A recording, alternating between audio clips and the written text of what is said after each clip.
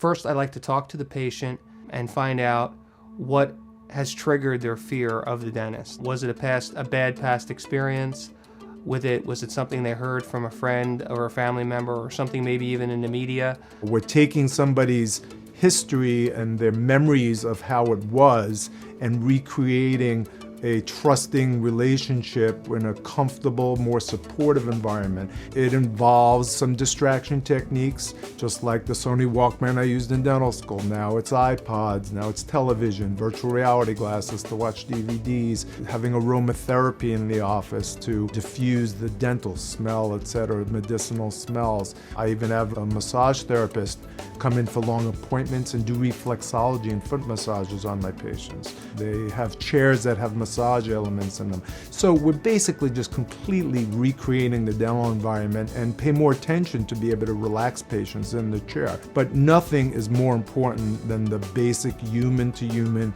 communication skills, and it really has to start from there. So a dental spa in and of itself with all these amenities is great, but the doctor still has to learn psychology and learn how to properly communicate and develop proper listening skills.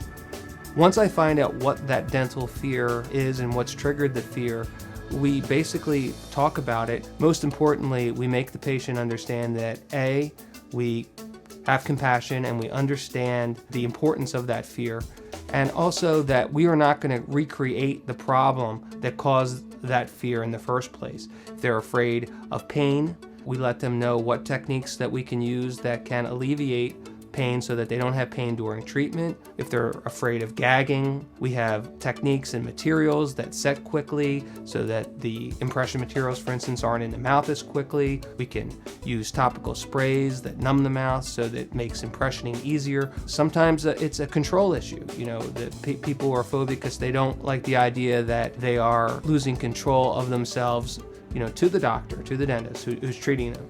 In cases like that, what I like to do is I like to give the patient a measure of control over the situation. If they want more information about why we're doing the treatment, we do it and we work together, and that really helps to alleviate the anxiety as well. But the most important thing is communication. Really understanding what it is that makes people afraid and what triggers these phobias, and then working with the patient to overcome those fears. Listen, listen, and listen. Throughout all of medicine, doctors' listening skills need to be improved. A patient comes in with fears and wants to tell you their background, and I ask and I encourage them to talk, and I say, I want to know, why are you fearful? What has happened in the past? And allowing them to express themselves and their sense that you are truly listening, not just blowing them off, creates this catharsis effect where you build up a trust right away because they realize how unique it is that a doctor is actually listening to me. Ask questions, listen to the answers, and you have to give the patient a sense of control. Give them a mechanical hand-raising signal to stop you at any point, and they'll test you too. It doesn't have to be just if you feel something. You want a breather, you want to spit, you want to just take a breath. Any way you can give a patient control and proper listening communication skills by far trumps any iPods or fancy little devices that we use. I mean, it's great to have all these high-tech gizmos, but low-tech human-to-human interaction is really the basis of everything else working.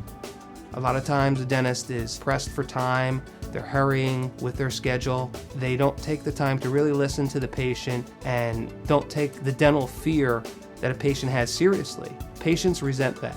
Every dentist needs to listen to their patients and to take their dental fears very seriously and do whatever they can to help the patient overcome those fears and treat them with dignity and compassion and in as painless a manner as possible.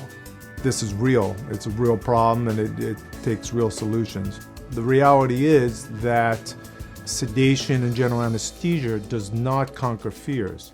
It simply allows patients to be put to sleep, allowing a doctor to mechanically fix their teeth. They wake up, the fears are still there. Even though maybe you get some of the dentistry done, it often is mechanically compromised as well, because when you're sedated, a lot of quality control steps that are common in dentistry to check the bite, check the fit of things. Short little appointments are skipped over because it's not practical to put people to sleep to try something in, so they miss fittings.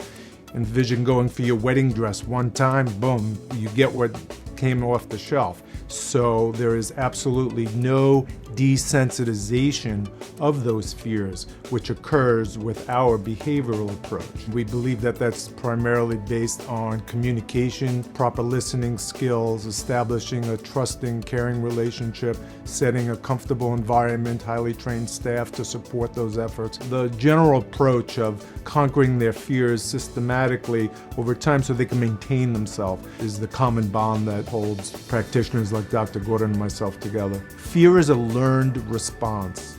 Therefore, it can be unlearned. That's why behavioral psychology can work. Dr. Gordon and myself in the Dental Comfort Zone and any member of our international organization for dental phobia treatment all believe in the same principle that fears can be treated behaviorally without the use of drugs.